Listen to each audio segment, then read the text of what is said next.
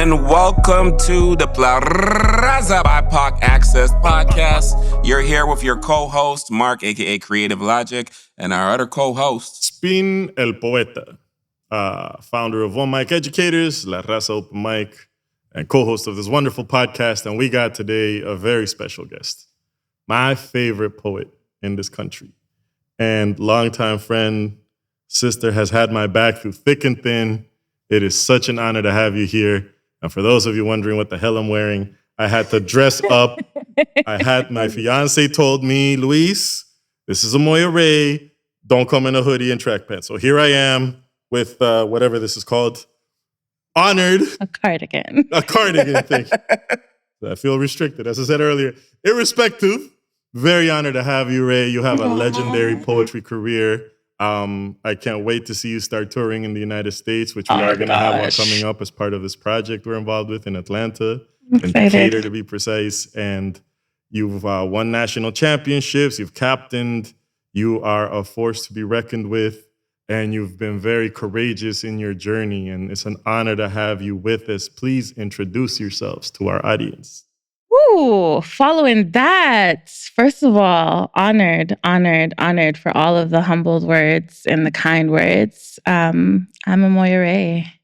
I am a poet, an arts educator, a mother, a lover, a friend, all the wonderful things, but I'm just trying to be my best creative self. That's me. Thank you for having me. Honored to have you. Honored to have you. and thank you for connecting with us. And I want to jump right into it with you. We're big fans, obviously, of you told of your performance poetry and of a lot of your creative. Can you talk to us a bit about that journey into performance poetry and your background? Yeah, he said the word legendary, and I'm like, whoa, like that stopped me in my tracks, because not yet. Yes. Not yet. We're getting there. My journey started, I would say, officially 2009 was the first time I decided that spoken word was my art form.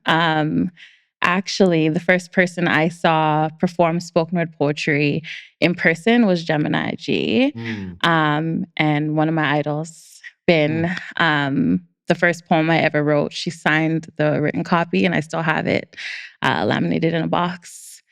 And when I got to meet her again in person, I showed it to her. But anyways, let me stop with my fangirling. Shout out to Gemini. She's amazing. It was a blend of the different types of work that I wanted to do in my career. So growing up, always creative writing stories, to the point where I was writing over like my storybooks and getting in trouble for it. Because I'm like, my mom would be like, buy that book you have you read. Not to be writing over the words. So that had to stop, but I continued writing on paper. I eventually got notebooks. But the creative writing then led me to theater. So I started, Tropicana Community Services. I grew up in Scarborough, so drama club and all those things, and being able to like experiment with that type of creativity. And then when we eventually moved to Brampton, I was in every drama class, school productions, and wanting to just immerse myself in that, and started auditioning, like going to auditions for things and modeling. And it was just, the scrutiny of that was too much. I didn't want to be another character. I wanted to be myself and tell my story. And then I found spoken word, and I was like, oh, so you mean I get to bring the theatrics, but it's me telling my own story and my own life for people. So I loved that part. And I was like, all right, we could do this. Slam was a different thing. Spin showed me slam. I didn't know that was a thing. That was a whole new world. I do got to make a small correction, because I met her at a slam that I, thank God, did not compete in. And she tore it up, like the stage presence, the theatrics, everything was there. So I can't take any type of credit about slam, because you crushed the slam where I met you at. Yeah, but I didn't know it was a slam. Oh, wow. So talk a little bit about that to our audience that might have never heard of slam. Like, right. What is slam? It's competitive poetry. It's the wildest thing ever, because what do you mean you compete reciting poetry? Like it's wild, but it's rooted in the dub poetry culture, and it's rooted in the people, it's the language of the oppressed. And it is an opportunity for BIPOC people to reclaim our stories. And then we take that and we add value to it, you know? And as much as a lot of people want to say, like, it's not about the points and it doesn't matter, it doesn't. But the competition itself is what makes us better. Iron sharpens iron. 100%. So when you go to competitions and you compete against some of the elite across the world, it's only making you better. It's only pushing the art form forward. Yeah. Regardless of what the score is, you go up there with the best work. Don't go up there with just something you wrote the night before and that's filled with your sorrow and then get upset about the points. You know what I mean? Like we have to keep the integrity of it. But going back to that slam where we met, I just thought it was an open mic. And I'm like, I want to go do my thing. So I went up and did a poem that I liked. My best friend was with me, Tony, and we're just going to have some drinks and have dinner after. When I sat back down, they're like, okay, so we're going up in reverse order. I'm like, what do you mean? What does that mean? What do you mean reverse order? I had no clue. And then you had said to me, yeah, there's 3 rounds, I think. And I was like, rounds? What does this mean? Wow. This is an open mic. Right. And then you explained to me what was happening. And you're like, yeah, you're going to go up again. And thank God I had my notebook because I had other pieces. I went up, not rehearsing a thing. I only had the one poem that I was going to perform, thinking it was an open mic. And I ended up winning. So that was... It was killing shit. I want you to kind of talk a bit about that and just talk about like how you felt, because obviously you came in expecting one thing.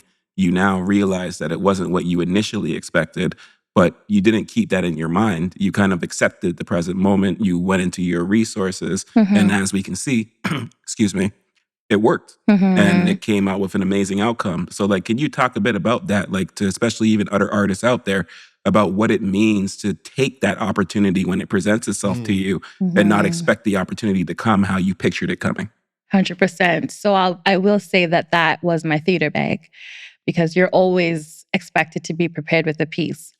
At any moment, a director could say monologue, and you have to have something in your back pocket. So that whole concept of being prepared is what made me continue on. Because if I wasn't prepared, I said, sorry, I gotta go. End of this round for me. But I'm like, all right, give me a minute. Went to my car, flipped through the pages, like, I'll do this, I'll do that. But it's because I had that stock of material to come with. So being prepared. Sorry, go ahead. I was just going to say, because it always reminds me of luck. So like to me, luck just means preparation, meeting opportunity. And like that's what you did. There was an opportunity there. You were already prepared, had those things there. And what I was going to ask, because this is all centered around writing, is like just talking a bit about like, how is your writing rooted in your lived experience as like a Black woman, a mother, a community worker, and an arts educator? I'm in every poem I've ever written.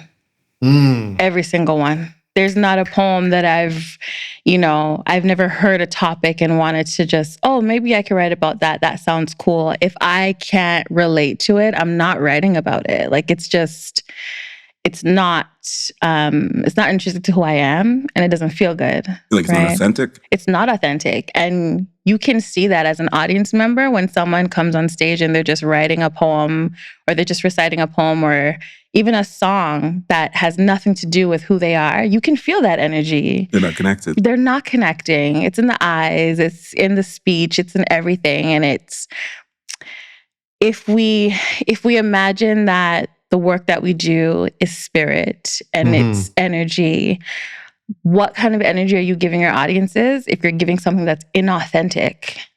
What damage is that doing to the energies that they're receiving if you're just spewing out nonsense? Particularly when there's people that have lived through. Right. And that's something that I've loved and respected of you from day one. Right. Is the realness of it all. Right. I can't fathom equally creating a poem about some shit I didn't go through. Exactly. And then getting on stage with theatrics. Oh, woe is me. And I didn't go through that. Exactly. And I've seen that a lot in the scene. I've had youth that I work closely with youth, in conflict with the law. And then I'll bring them to events where people are talking about street shit that they don't know nothing about. And the youth see through that because their life is at risk in the balance. So, it's been an honor for me. And I'm so thankful you went back and did the 2 rounds, because that was the birth of the friendship. And I was afraid to approach you. Like, Mark, you got to understand, she was cussing Wasteman left, right, and center. And I was like, yo, I got to be proper. What do I do? Like, I have my homegirls, Alicia and Casanillo with me, like land defenders. And, we would love the poetry. And I was like frightened to approach it. And I'm so glad I did, And it was like such an energy, but like this force on the stage, but then this beautiful, loving soul within. And you have been, and I'm so grateful to you, Rée, because I've been at times afraid to go out my door, and you've been having my back and just been so loyal and supportive. And I want to know for you, I love that you mentioned the slam, because I shit on slam every chance I get. But at the end of the day, it is a good training ground. It is. You just cannot attach your ego to it. Right. Like I've done a poem about like cancer and getting like 6s because it was done to the wrong audience. Right. And I can understand that. But I think a lot of emerging poets that come in, some of them I feel like they just do trauma poetry. They're just talking about like endless depression and there's no growth in the process. And then the poems ends, they're worse than when they got on the stage and the audience is left hurt. I feel we have a responsibility as artists to the audience. And so I wanted to know if you could share with us your approach in creating, and then also, like you wrote the piece about the Black librarian in the United States. And I know you worked in the library and this was something very special to you. As you said, you are in every poem. So if you could share with us I've noticed the theme of historical fact with present reality and then it all relating to you. Could you just share that process, what it's like for you, where it comes from, why it is that way? Right. And so it's twofold. So, and I think you touched on both. It's the responsibility of the artist to educate. We're given this gift and this platform, and it's our job to, if it's even one person, to teach them something new, or to allow them to see the world in a different way. That's what keeps empathy alive, is when we're able to see things in a different way and a different perspective. So on one hand, it's that. And then something that I tell to like young artists that I work with and mentor, I'll say, do not write anything that you haven't healed from. Yes. And that is my philosophy. So when we sit down in sessions or if I'm doing a workshop, I put my 3 rules on the board. And that's number 1. Don't write anything that you have not healed from. It's not worth the points. It's not worth the applause. It's not worth the accolades. Your healing is paramount, and your responsibility is, yes, as an artist to everyone, but it's to yourself. Because when these lights go off, the microphone is off, you got to go home and sit with yourself. How do you feel about the work you created? Is that still a trigger for you? Are you still working through those pains, that trauma? What supports are you taking for yourself? What are you doing to heal yourself? That's what matters, right? So I think in my creative process, there's shit I've been through that has not touched a paper. Like even in the last 3 years, that has not, because I'm not there yet. And it's not for anyone else to experience until I say it's time. Like that's my responsibility and my job. So I definitely think part of the creative process is honoring who we are and being true to ourselves. That's the authenticity. That's the, that's what makes the art so important. I don't even know if that answered your question. For sure. Yeah. It kind of also made me start thinking about for you sometimes, because all art that you create and everything that you write doesn't necessarily have to be performed publicly or given to the public, almost like journaling. So I was just going to ask you if sometimes does that writing and the ability to kind of like just put it on paper and go through that creative process, does it ever help you in that healing process? Or do you find that it's more about healing first and then putting that into the art? It's like chicken and egg. Sometimes you need both at the same time. But I think when it's work that's to be created to be shared, that's when that rule comes into place. Write for yourself. Do your journaling. Do whatever your therapist advises you to do it. I'm not overruling that. Yeah. What I'm saying is, if you are a performer or you're looking to share your work, don't re-traumatize yourself for the sake of the work, 100%. Right? That is for me number 1. And you often see, like I've been in classrooms where a student has written something and got up to share it, and it's so personal, so raw that they can't even get through half of the page. Like, don't do that. Share it with me afterwards if you must share it, but you're not going to stand in front of your peers and be that vulnerable knowing that you're not safe enough to take that criticism. If a poem is hurting you more than it's healing, you stop writing it. Thank you. That's it. That's it. I wanted to kind of speak to that too, then, just like talking about that and kind of bringing those things out and talking about those things that may have been triggers for you in the past. Like, talk a bit to us about like what it's like sharing those experiences in such like diverse settings. Like you're talking about a classroom there, but I know you've also shared and you've done things like in boardrooms across Ontario. So you've done stuff across the spectrum, different demographics, different income classes, different levels. And like, does that make you change your delivery? Is it the same delivery? Like, talk a bit about that. Not necessarily a delivery, but there's always calculation in what you present, right? So different work works with different audiences, as we've learned. But at the end of the day, it's always whoever it is booked me. So I'm going to show up. And you must have done your research for why you want me here. So you know what's coming. But there are things that you make concessions for, right? Yes. Like, so if it's younger audiences, I'll do lighter poems and funnier poems and more interactive pieces, right? Because young people, their attention span is like that, right? So you got to keep them engaged.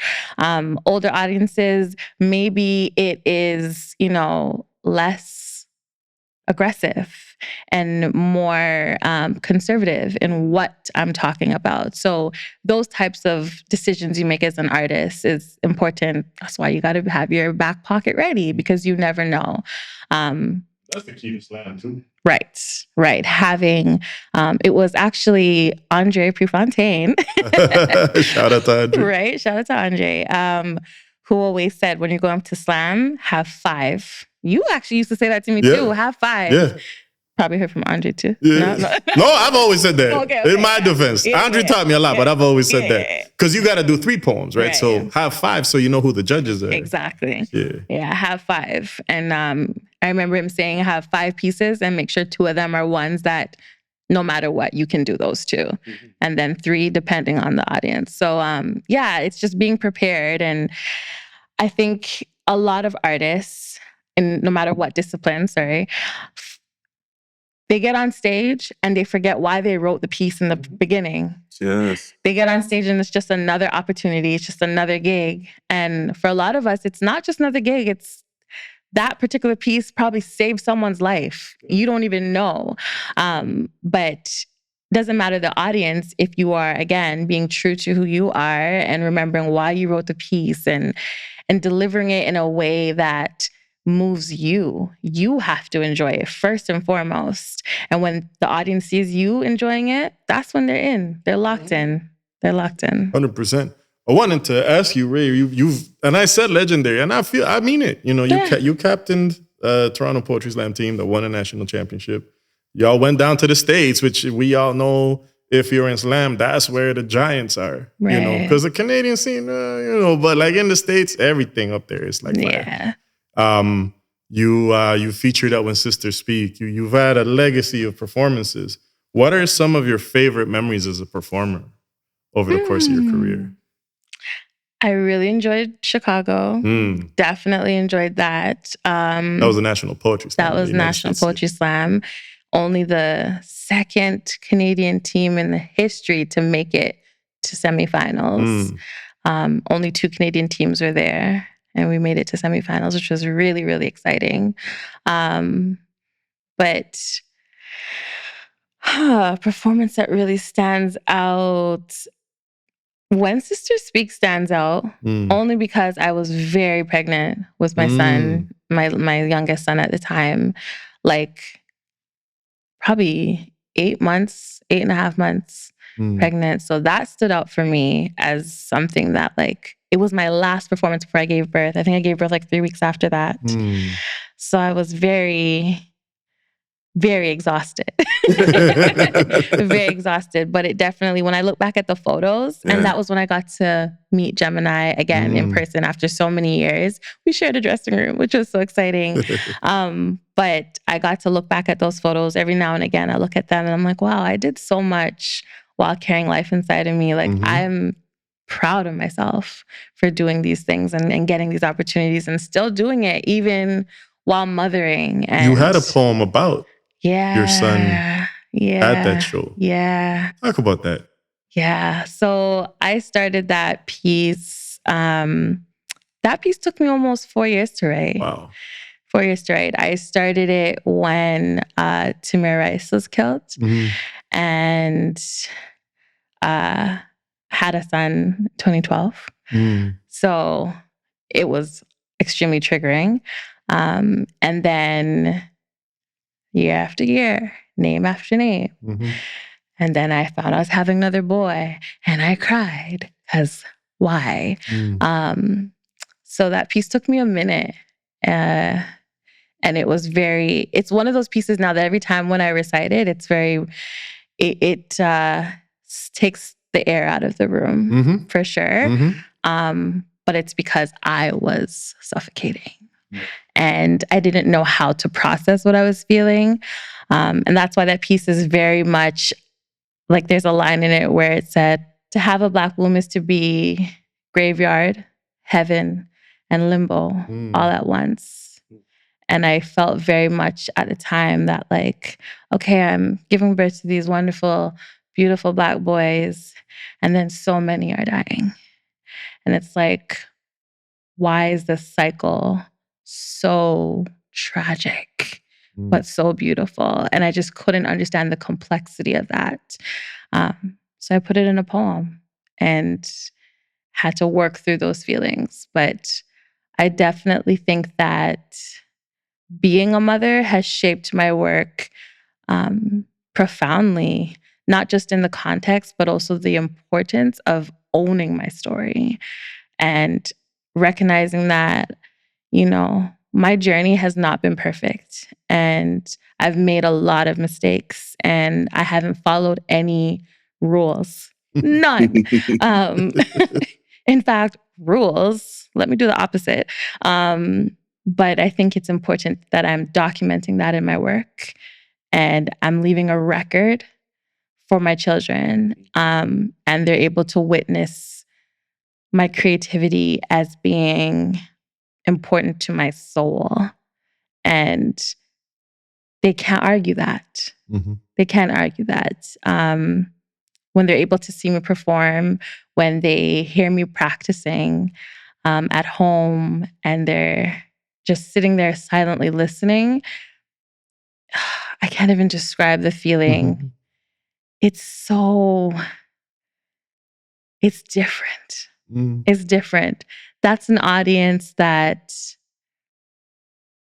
you don't prepare for that type of an audience. To know that there are little people who are watching you do big things and not even realizing. To me, it's just another gig. It's nothing. To them, that's my mom. That's a Black woman telling her story and having this big voice. Imagine what my voice will sound like. Oof. At least that's what I'm hoping they're saying. Do you have those conversations with them? Like how they feel after seeing you at shows, and like, is that like their feedback? That's something you feel comfortable sharing? Yeah. I mean, my oldest, like he loves to tell people at school to Google his mom. Like that's his thing. And he was like, oh, you should come to my school. Like I told my teachers that like, you're a poet, like you can come. I don't, cause like, it's embarrassing to him. Low key. I'm like, I'm not doing that. The youngest one doesn't get it yet, but like the first time he saw me perform without just practicing at home was at your show. Wow. So I haven't had that conversation. He's only 4, so I don't know how he would articulate it yet, but I do know that whenever I'm like at home practicing and he'll come in and just sit there like this, watching me. And I'm like, you're creepy. Can you leave? Which I find so hilarious, but they just get it. They just get it. And they appreciate when like they appear in my stories, in my poems. They like that. Jaden likes that. I do want to tell you, Rée, and I've said this to you before, but I want to say this on air. I just admire the mother that you are. Aww. And in many respects, having had this friendship with you, it reminds me of the way my mother raised me. Wow. My mother had me in events at the age of your children, and that created the foundation of who I am. Right? I remember being 8 and there was a massacre in Nicaragua and the church pastor had us lying on the floor and drawing chalk around us. And then when we stood up, we saw the chalk outlines of everybody. And then he explained that was the massacres that was happening. I was 7. Wow. I still remember that. That formed who I am today. So you are raising warriors and you're leading by example. And I just want to honor you right now for that. Because Thank I can you. tell you, as somebody that was raised that way, it worked. Thank you. I need to hear that. And I need those reminders because obviously, like a lot of us, imposter syndrome is real. And then you add the mom guilt on top of that. And it's like, ooh, I am not doing good at anything, clearly. But it's like those little things that are really helpful. Sometimes I don't see it.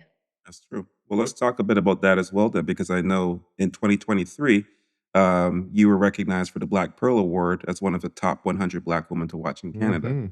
So, like, Yes, I was. so is that kind of the same for you? Like seeing that, like, this matters to other people, and that, like, there's recognition there that you are connecting with people, that your art makes a difference in people's lives. Yeah, sometimes I don't even realize it. I don't realize the impact. And those reminders are also useful for me to stay focused, right? So that award was really special because it had very little to do with my poetry and a lot to do with my community work. And that means a lot more than my individual poetry career. Simply because artistic programming in the community those are the seeds for the next generation of artists and creatives and arts workers. And that keeps the ecosystem going.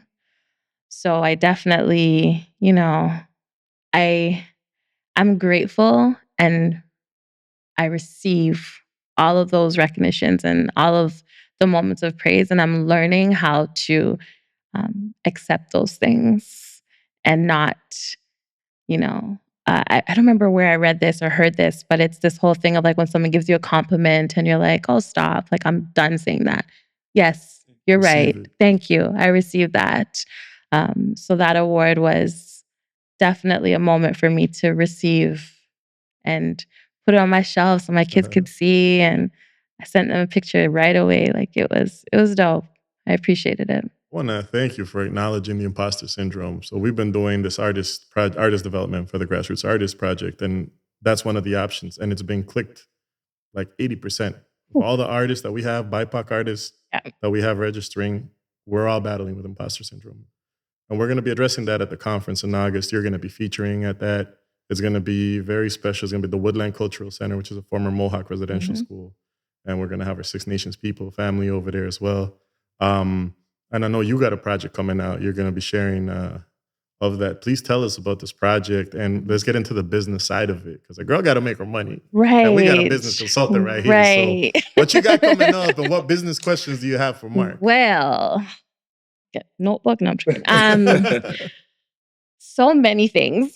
So many things that I want to do. And, I was joking with my partner the other day, like I already have like 4 books written in my head. It's just actually putting it on paper is where I need to get, but it's the imposter syndrome, right? It's, I read somewhere that every person of color has experienced imposter syndrome simply by being a person of color. Like without even doing anything, we already second guess where we are, how we got there, just by the virtue of the color of our skin or our ethnicity, which is madness. The project that's coming soon is I Never Asked You to Love Me. Oof. And it is about mothering, but not just being a mother, also remothering ourselves. And it's talking a lot about my journey to, going into the relationship with my mother and healing from that and understanding now that I am a mother, some of the sacrifices that she had to make and how she got to where she was and why she mothered me the way she did and how I can then, heal myself, go through the healing and be a better mother for my children. But it's also acknowledging the realities of motherhood. It's not all aesthetics. Like it's not. It is rough and tough. And there's one of the pieces where I say, like, I know that all of my children will have a mother wound. I have to make sure it's one that they can heal from. We all have a mother wound. Some of us can't heal from the mother wound we were given. Some of us have inherited things like addiction or, other forms of abuse. And, it's how and if you can heal from those things that change the dynamics for all of us individually. But collectively, we all are given at some point in our lives the opportunity to remother ourselves and to go through that healing and really take ownership of our lives and of our destinies. So I definitely think that this project is me saying to the world that I never asked you to love me. But since you're here, going on this ride, let me tell you what you're going to get and what you're going to have to accept and how you're going to love me properly. And you're launching that this year. God willing. In Jesus' name. So, Mark, what advice can you give her, or what questions do you have for Mark on the business side of it all? Because you got supporters. Let's get this monetized. What you think, Mark? Want to hear more about the project? I do. Yeah. Okay. So I think what's challenging for me is it's not just a book on paper. It is an audiovisual album. So think Beyonce Lemonade. Yeah. So it's an audiovisual album, which will obviously lead to, or which also has an expanded version that will go on streaming platforms. The visual album has 5 pieces. 1 is animated and 4 are live action. And those were created with so much love, and they're on a hard drive, just sitting there with no real plan yet of how to share it with the world. And part of that is the imposter syndrome, but also part of it is being protective of my work. And I feel that, I don't want to put something out there that I'm not ready for people to see. And I feel like this year I am. This year I feel ready. And this year I feel that it's time. And I needed to be in alignment in order for that project to come out. So I think I'm there. I feel like I'm there. I just need to do it right with intention and make sure that it's successful. Like I have certain targets in mind and I'd like to achieve those. Well, are you comfortable talking about some of your targets? Okay. You get into existence with power. You know what? What I really want for one of the pieces is I would like it to go through the short film circuit. I think the animated piece is powerful enough. Shout out to Amani Arts. Shout out to Amani Arts. She's very humble when she speaks about it, but there has not been a moment that I've watched her create that I have not been brought to tears. It is a dope piece. And I know it's going to be one of those. It's an award winner. And that's one of the targets. I think you kind of hit it on the head right there. Is about taking these different pieces of content and assets that you may envision it as one thing, but recognizing what it also qualifies to be. So it could be that audiovisual piece, that's your poem that you're thinking, okay, I'm just going to put this on YouTube, or maybe I'm going to put this on some of my socials. But that's the point.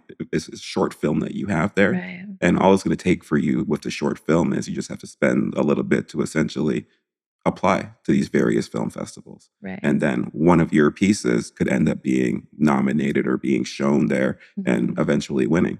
But literally, it's just that consistency of taking that, finding the festivals that you think are going to be able to give you the greatest chance to reach the audience that's going to be interested in your work, and then just filling out the application forms and paying those submission fees to be able to have that opportunity for your work to be able to be seen in that environment and receive recognition. And if it receives recognition, that usually ends up with more opportunities because every one of these festivals has their own audience currently. Right.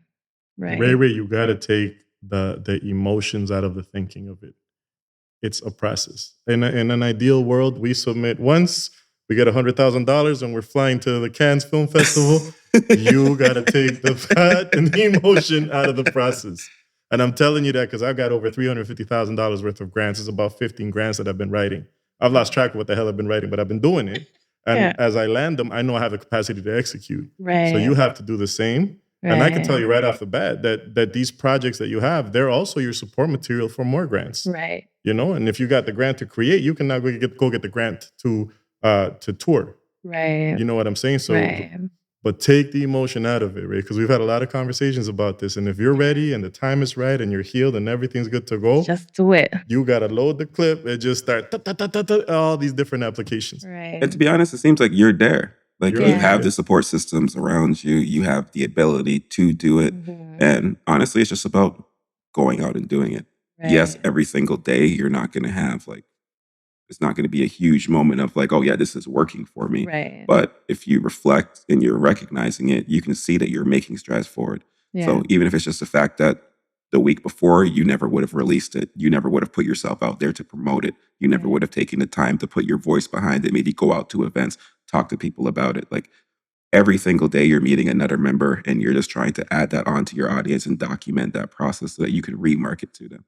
And as long as you're consistent and you set a goal, even if it's a weekly goal, that you expect to get XYZ followers each week or XYZ signups on your newsletter, but just quantify it.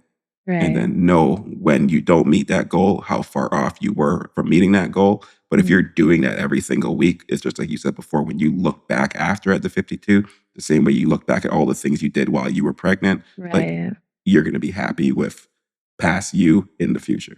And Ray, it's the same mentality you bring to slam, you got to bring to all these submissions, right? Yeah. I won a national competition with a slam, and then I brought it to the literal rinky-dink Toronto Poetry Slam and didn't make it past the first round. That doesn't mean that poem isn't great.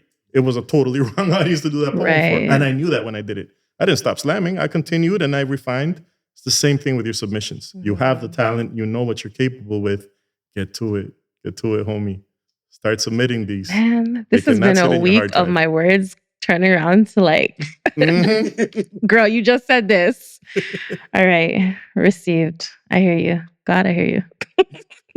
I hear you. Yeah, that's even God. That's Right. We're just facilitating a Yeah. podcast. Yeah. What's your inspiration, Ray Ray? Yeah. My inspiration? Yeah. Me? No, I'm kidding. I want to thank myself. I want to thank myself. I am the Academy. Memes for Me, days. myself, and and I. My kids. My kids inspire me. But shout out to Jaden and Jackson. right?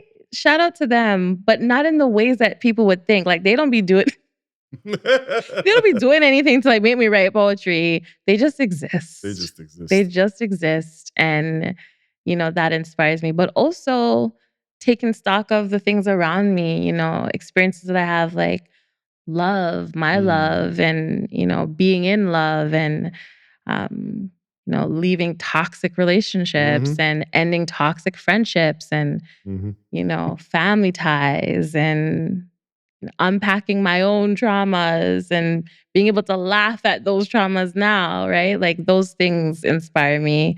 Music inspires me. Other poets inspire me. You inspire me. Like it's yeah. You got any books or anything that you'd recommend to emerging artists listening to us? Things that kind of click for you? Videos, anything? Books. You are gonna love this one. Artist Way, son. Yes. Listen, you know, it's been maybe 4 years of you trying to. For the record, I got her through a grant from the Ontario Art Council 7 blasted years ago. Sorry, go ahead, continue. Listen, when I saw it, I was like, what are we doing with this big ass book? She flat out said, here. "Spin, I'm not reading this." Have you seen it? I have not. It's huge for nothing. I'm like, well, where are you going? This big dutty book. And the journal companion is just as big. I'm like, you want me to walk with this every day? I am out of school. Like, it was a lot. But now it lives right by my bed. And I didn't read it how you wanted to be read. I just flipped to where I want to go. But I would definitely recommend that now. I am converted. I'm a believer now. The Artist Way, folks. There you have it from Amoya Rée. J. Cole used it as inspiration for the Born Center album. Thank you very much. That's all I got to say for the rest of this podcast. It is good, though. It is good. You won. I wanted you also to touch a little bit on, because you're talking about that, like what is your creative process? And also kind of speaking to maybe give some insights to people for you personally. When do you know is the right time to talk about something? Like how do you know when you're healed? Mhm. I know I'm healed when I can speak about it, speak about whatever it is, and in the moment, I'm not there. I'm still with you talking about what happened. Sometimes we talk about things and you go back to that place. You become that hurt little girl and you're just in the trauma and you feel under attack in that moment. You go into survival mode. I know I'm healed when I can speak about it and I'll say XYZ. And then at the end, I say, but look at me now. And look where I am and look where I'm going. That's healing. There's how I write is random. So random.